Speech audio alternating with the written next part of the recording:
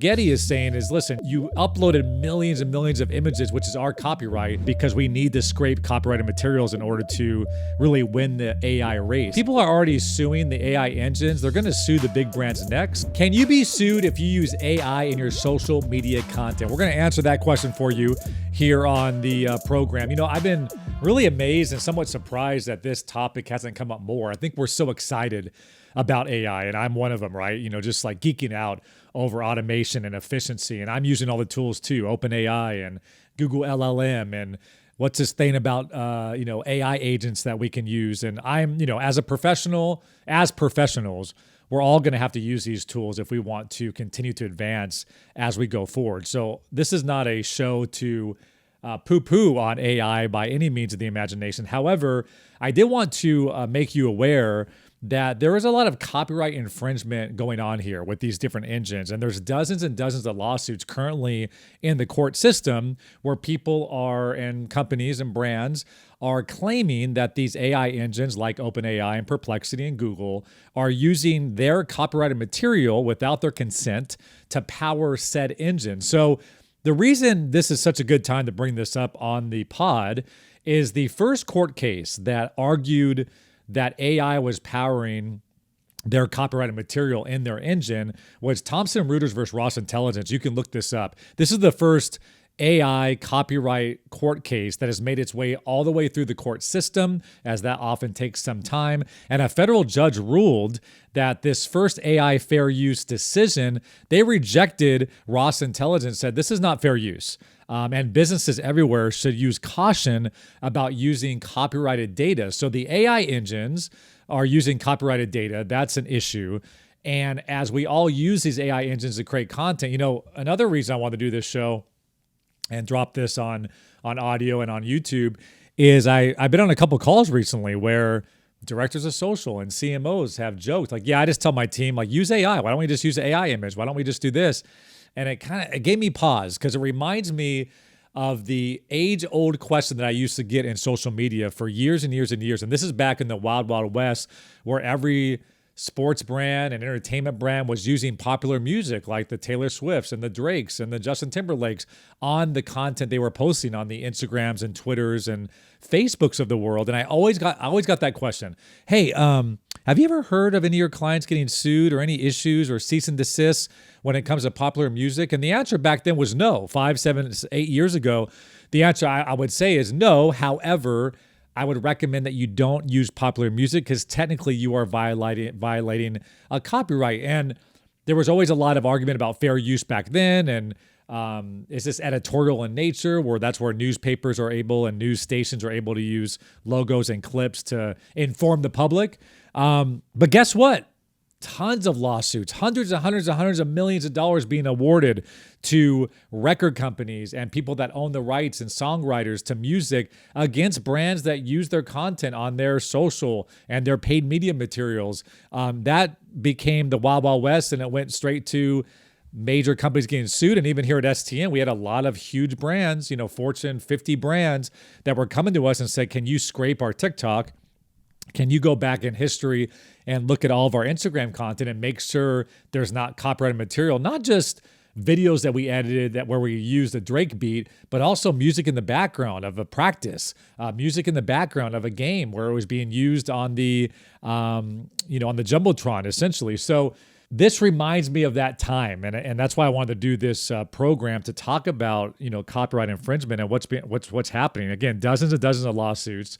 Another example is Getty has sued Stability AI, and they issued a complaint saying that they copied and processed millions of Getty images and associated metadata, and they're using those images to spit out when you type into the Groks and the Dales and the ChatGPTs, like, can you make me an image of a man playing basketball? Well, what Getty is saying is, listen, you uploaded millions and millions of images, which is our copyright, and you're pulling, let's say, 7 or 8 of those images and creating a man playing basketball, which, is a concern because Getty never licensed their ability to use that for their engine. There's also other lawsuits out there. The New York Times has sued OpenAI and Microsoft, alleging that they uploaded millions and millions of New York Times articles to train and develop OpenAI software. I thought an interesting one here, more on the celebrity note. Sarah Silverman sued both Meta and OpenAI, saying that they downloaded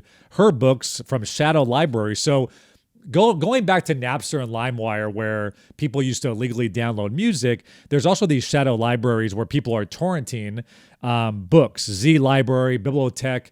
These are websites that are where you're able to download illegally free full books. So again, going back to my example that I've used in the past, like you look at James Clear and Atomic Habits, you can go and download that book via like a PDF on some of these torrented websites. Sarah Silverman is saying that Meta and OpenAI are using those type of websites to feed those type of engines. So then I can go to ChatGPT and say, can you give me a summary of every chapter of said book? And it spits it out really, really well, right? So, Katie, producer Katie, I wanted to play this video because Sam Altman, who is the CEO of ChatGPT and OpenAI, who a lot of us know as like the czar of AI right now.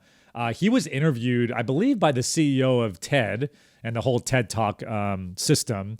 And he was asked specifically about copyright infringement. And I thought it was interesting what he said. So we'll roll that clip here on YouTube and audio on Pod. I asked it to imagine Charlie Brown as thinking of himself as an AI. Came up with this. Thought this was actually rather profound.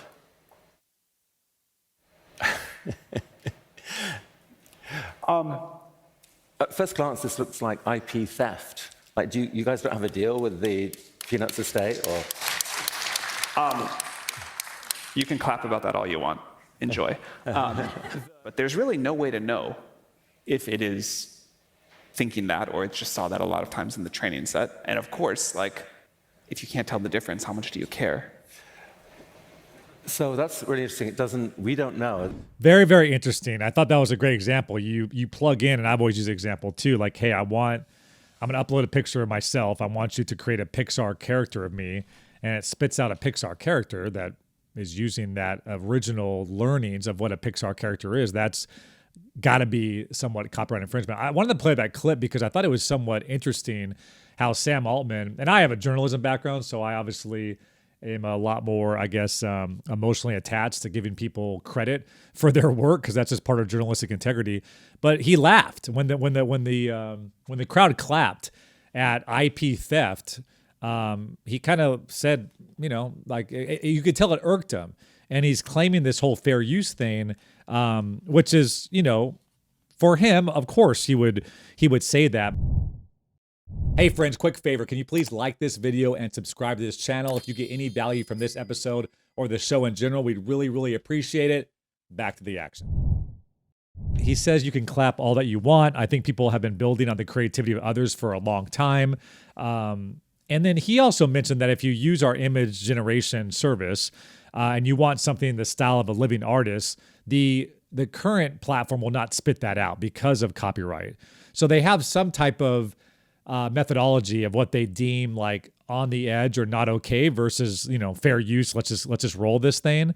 But he did say, if you say, I want something in the style of this particular kind of vibe or this studio or this art movement or whatever, it will spit out an image. And we've heard about Google VO3 and how they're doing 8-second, like essentially animations and movie clips. But Sam Altman said in that same clip or in that same interview, I think in the world of AI, there will be a new model that we figure out in terms of what is proper and what's not. Now, what I've always said too is this going to turn into like a Spotify model where you can stream whatever song you want, but the songwriter and the artist gets their 1 cent every time David Brickley streams that song. Altman did mention that there is a future where he says, listen, right now, if I want to generate an image and a name style that we want to create, there is an opportunity where that can potentially be where we credit or we have like a subscription model where if you want to spit out certain material that definitely uses the vibe or uses like in that example, the Phoenix example, with Charlie Brown, that it would then find a way to, pay those people that secured that. So that's interesting. There's also another article I pulled, futurism.com, that Sam Altman and OpenAI says if we can't steal all your copyrighted work, now this is not their words, but the headline is clickbaity.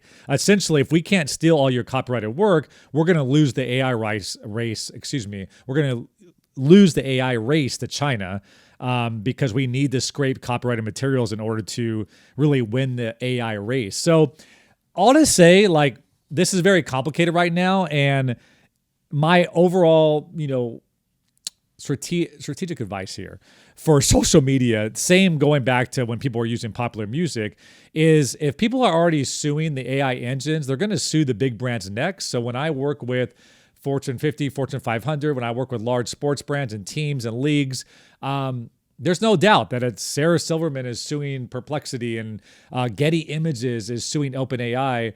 The next best thing will be if you're using OpenAI to use maybe some of those Getty Images, then Getty Images starts to sue some of the big sports brands. It starts to sue some of the big networks that are using this on their Instagram and TikTok. So I would just be extremely careful as we figure out what this is going to look like. It's so new. It is the Wild Wild West. And I kind of liken it to NFTs. We all need an NFT store, and this is the way of the world. And AI is nowhere near NFTs because there's no way that AI is not going to be a dominating force in the future. But I wanted to create this show and kind of really explain to you the different lawsuits that are happening right now in the court system. And yes, they're going to go after the engines first, but they will start to go after the brands next. No different than the music companies went after Napster and LimeWire first. Then they went after the brands that were using their songs next.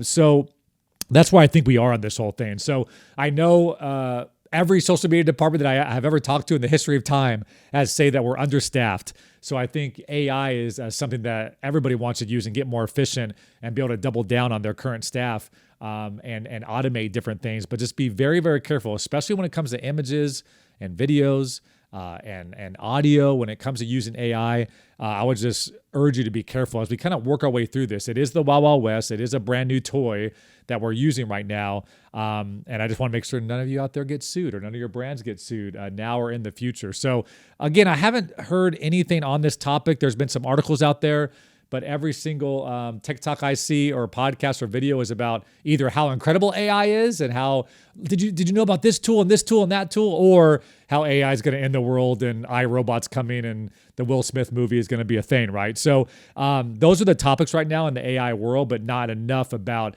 how we should think about using it. And yes, use it for efficiency. Use it as a personal assistant and to help you do your job better. But as far as posting stuff on Instagram and TikTok and making videos and content, it would be something that I would highly, highly recommend against as it stands right now until we figure out through the court system what this fair use and what ultimately, OpenAI and the licensing can do for these different subscription models, etc. So there you have it. What the latest is on AI, how it affects you as you all work in marketing and social, and how we can make sure to protect ourselves as we go forward in this new era. So I hope you guys enjoyed this one. This has been yet another edition of the Business of Social podcast. My name is David Brickley. It's all been powered by STN Digital.